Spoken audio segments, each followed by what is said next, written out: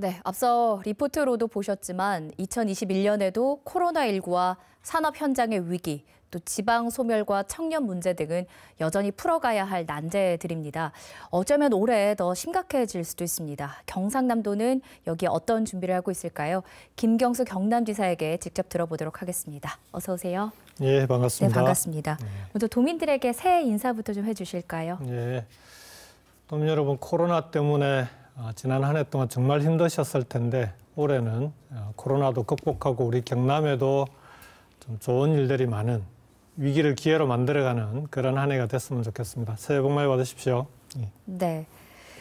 그 연말연시 특별 그 방역 조치가 2주 더 연장이 돼서 맞습니다. 17일까지입니다. 그런데 그렇습니다. 지금 경남 같은 경우는 앞서 말씀드렸는데 30명대 확진자가 계속 이어지고 있는데요. 앞으로 이 경상남도의 방역 대책부터 듣고 싶습니다.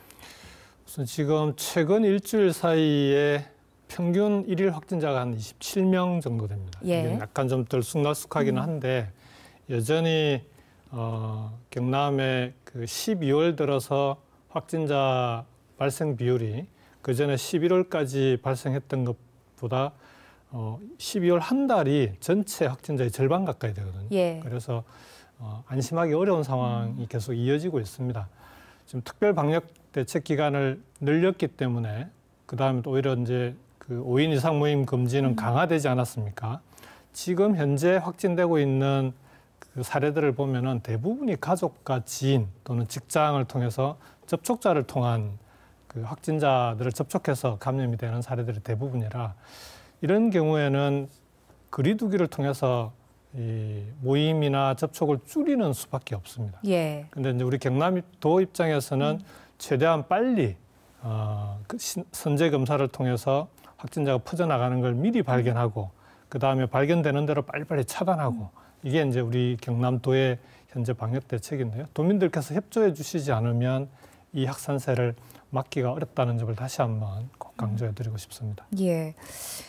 거리두기를 더 강력하게 올리지 않은 건 아무래도 그 힘든 소상공인들을 맞습니다. 예. 생각하지 않을 수 없었기 때문일 겁니다. 그 정도로 참 많이 힘드신데 지금 나온 뭐 대책이 충분하지 않다라는 불만의 목소리도 있거든요. 여기에 네. 대해서는 어떻게 보세요? 우선은 거리두기를 전체적으로 격상하지 않은 건 지금은 이제 맞춤형 방역이라고 예. 확진자가 나오면 그 지역에 해당 업종은 강력하게 거리두기를 상향 조정을 합니다. 다만 경남 도내에 보더라도 시군별로 상황이 많이 다릅니다. 어떤 시군은 확진자가 많이 나오고 오늘 같은 경우는 진주가 좀 많이 나온 편인데 또 어떤 시군은 아직까지 12월 들어서 한 명도 안 나온 확진자가 나오지 않은 시군도 있거든요. 이런 경우에 이제 다 올려버리면 확진자가 나오지 않은 시군까지 같이 네. 소상공인들이 어려워지지 않겠습니까? 그래서 맞춤형 방역 대책을 해나가고 있는데요. 그렇다 하더라도 어쨌든 지금 소상공인이 어렵다고 하는 건 통계로도 확인이 됩니다. 그러니까 주로 카드 매출 통계를 보면은 지금 현재 소상공인이 어느 정도 어려운 걸 알 수 있는데 12월 말 기준으로 전년 대비 50% 이하로 떨어졌습니다. 그 전주만 해도 70% 정도를 유지했었는데 그래서 이런 소상공인들에 대해서는 정부 차원에서는 3차 재난지원금을 1월 중으로 지급을 할 거고요. 우리 경남도 차원에서는 이와는 별개로 소상공인 특별지원 대책을 통해서 어려운 소상공인들을 지원하기 위한 그런 지원책들을 추진하고 있습니다. 예. 경남 현안 이야기 이어서 해보도록 하겠습니다. 네. 작년 말에 그 지방자치법 전부 개정안이 통과가 되면서 특별광역자치단체라는 걸 설립할 수 있는 법적 근거가 생겼습니다. 맞습니다. 예. 이와 관련한 언급을 여러 번 하셨는데 구체적인 관련 계획을 듣고 싶습니다.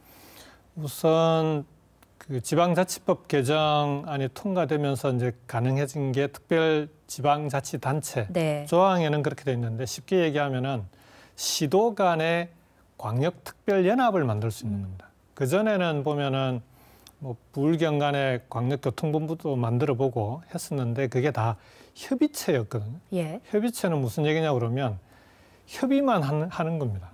결국 집행은 또 각 시도로 돌아가서 다시 집행해야 되니까 이게 이해관계가 충돌이 되면 협의는 했는데 이게 집행이 안 되는 예. 그런 문제들이 있었습니다. 그래서 이번에는 지방자치법에 아예 연합체를 만들어서 거기서 협의뿐만 아니라 집행권까지 가질 수 있도록 그렇게 만듭니다. 그러면 이제 예산도 그 연합체를 통해서 집행이 되고 예산이 집행이 되면 그걸 감시해야 되지 않겠습니까? 연합의회도 구성을 합니다. 그렇게 해서 부울경이 부울경 메가시티, 동남권 메가시티를 광역특별연합으로 추진하게 되면 예. 지금보다는 훨씬 빠르게 집행력을 확보하게 되는 거죠.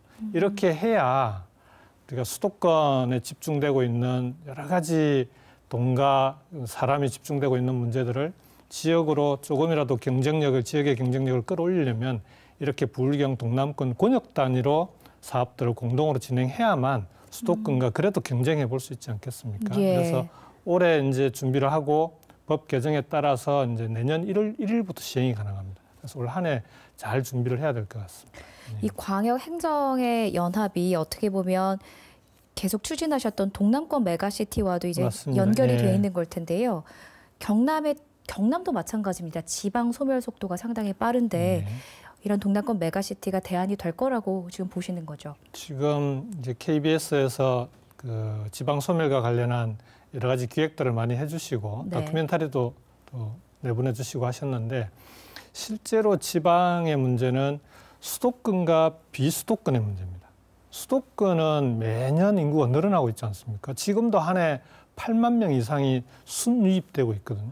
그러다 보니까 수도권은 부동산 문제만 하더라도 수도권의 부동산이 핵심적인 문제이지 지방은 오히려 부동산 가격이 하락하거나 또는 경남 같은 경우는 아파트 미분양이 문제가 되거나 수도권을 막 규제하면은 그 자금이 빠져나와가지고 일부 투기를 하거나 이런 문제 아니겠습니까? 그래서 이 수도권의 집중을 풀어야 비수도권의 소멸의 문제도 함께 풀릴 수가 있는데 예. 수도권과 경쟁하려면은 시도 단위로는 경쟁이 안 된다는 게 확인이 되지 않았습니까? 그래서 최소한 부울경 차원의 동남권이 힘을 모아야 수도권과 경쟁해서 동남권에도 수도권과 같은 또 하나의 수도권을 만들 수 있는 그래야 이 돈과 사람이 수도권으로 빠져나가지 않고 지역에서 머물고 찾아올 수 있는 그런 지역이 될 수 있다고 확신합니다. 또 앞서 그 김효경 기자 리포트가 이제 청년 관련 네네. 내용이었습니다. 그러니까 청년 특별도를 만들겠다, 또 교육인재 특별도를 만들겠다, 또 김경수 지사의 정책이시기도 한데요. 이게 선순환 고리를 만드는 게 참 어렵다는 지적이 네. 나옵니다. 네. 그래서 올해는 어떤 계획을 갖고 계시는지가 궁금합니다. 정확하게 짚어주셨는데요. 아까 그 기사 나올 때도 청년들이 지역을 떠나는 제일 큰 이유가 일자리 문제 아닙니까? 예. 근데 일자리가 청년들이 좋아하는 일자리, 좋은 일자리가 많아지려면 소위 첨단 기업이나 네. 새로운 서비스 산업이나 컨텐츠 기업 이런 기업들이 많아져야 하지 않습니까? 근데 그런 기업들은 지역에 사람이 없다고 안 내려옵니다. 그러니까 이게 소위 이제 악순환인 거죠. 사람이 그렇죠. 없어서 그런 기업들은 안 내려오고 그러면 또 그런 기업들이 안 내려오니까 일자리가 부족하다고 청년들은 지역을 떠나가고 이 악순환 고리를 선순환으로 바꿔야 되는데 선순환으로 바꾸는 데는 결국은 기업 유치를 열심히 해봤는데요. 기존에 있는 제조업 기업들을 스마트화해서 기존 기업들을 좋은 일자리로 바꾸는 게 첫 번째고요. 예. 두 번째는 결국 좋은 인재, 스마트 인재, 미래 인재를 많이 배출하는 수밖에 없습니다. 그러니까 우리 도 입장에서는 수요가 배출한 우리 청년들이 수요가 수도권밖에 없어서 지금 당장 수도권으로 가더라도 지역의 경남에 그리고 우리 부울경 동남권에 미래 인재, 스마트 인재가 넘쳐나더라. 이렇게 만들어주지 않으면 기업들이 오질 않습니다. 그렇게 해서 기업들이 관심을 갖게 만들고 투자할 수 있는 지역으로 만들어내는 게 도의 책임이고 행정이 그렇게 만들어내면 선순환 구조로 고리를 풀어나갈 수 있지 않을까. 올해 집중적으로 그래서 뉴딜, 한국판 뉴딜을 선도해 나가는 예. 그런 스마트 인재를 집중적으로 그리고 대규모로 양성하는 시스템을 만들어 나갈 계획입니다. 예. 작년에 인터뷰할 때 이런 말씀을 나눴던 기억이 있는 게 도민들이 체감하지 못하는 것 같다라는 맞습니다. 그런 예. 얘기를 나눴던 기억이 있습니다. 네. 취임 3년 차가 됐는데요. 올 연말쯤 혹은 올해 도민들이 좀 구체적으로 김경수 지사가 와서 좀 뭔가 바뀌었다라는 변화를 느낄 수 있으려면 뭐 어떤 것들이 있을까요, 올해는? 체감의 가장 핵심은 결국은 경제입니다. 예. 지역 경제가 얼마나 살아날 수 있느냐 하는 게 가장 중요한데 원래 2020년을 지역 경제 활성화의 원년으로 만들겠다라고 약속을 드렸었는데 코로나가 겹치면서 지금 이제 오히려 경제가 여러 가지로 어려운 그런 상황으로 빠져들고 있는데 지역 경제가 살아난다는 얘기는 이제는 그 지역의 미래에 대해서 그 지역이 지속 가능한 발전이 가능한가에 대해서 기대와 희망을 갖느냐 안 갖느냐 하는 문제라고 생각이 듭니다. 그래서 경남뿐만 아니라 동남권이 힘을 모아서 동남권에도 수도권 같은 그런 발전이 가능하다라는 기대와 희망을 줄 수 있으면 그러면은 저는 성과는 하나씩 체감하는 성과들이 나올 거라고 생각하고요. 그 중에 하나가 이제 생활권부터 하나로 같이 만들어야 되지 않겠습니까? 수도권 가보면은 전철 타고 버스 타고 환승하면서 얼마든지 편하게 서울 경기를 오고 가는데 우리는 부산 경남이 그렇게 안 돼 있지 않습니까? 근데 다행히 올해 부산 마산 간의 기차선이 이제 복선 전철로 바뀝니다. 바뀌는 그 철도 위에 원래는 그 고속화 기차만 철도만 다니게끔 계획이 돼 있었는데 작년 국회에서 예산을 반영해서 전동 열차도 다닐 수 있도록 그렇게 이제 예산이 반영이 됐습니다. 그렇게 되면은 부산 마산 간에 전동 열차가 다니게 되면은 중간중간에 역이 생기지 않겠습니까? 그럼 그 역세권을 중심으로 다시 이제 그 역세권 발전이 가능하고 우선 다니기 편해야 생활권이 되지 않겠습니까? 그런 발전과 함께 이렇게 이제 얘기를 하면 늘 말씀하시는 분들이 서부 경남 어떡하냐라고 얘기를 하시는데 서부 경남도 부산 목포 간에 이 경전선이 전철화되고 또 서부 경남 KTX가 내려오지 않습니까? 그럼 진주 지역이 새로운 교통 요충지가 됩니다. 이 교통 요충지를 중심으로 서부 경남도 새로운 발전 방안들을 함께 만들어가는 것이 동남권 메가시티다. 그렇게 하면 전 지역 경제가 앞으로 도민들께서 체감할 수 있는 그런 성과들을 하나씩 만들어갈 수 있을 거라고 생각합니다. 마지막 질문을 좀 짧게 시간 관계상 짧게 듣도록 하겠습니다.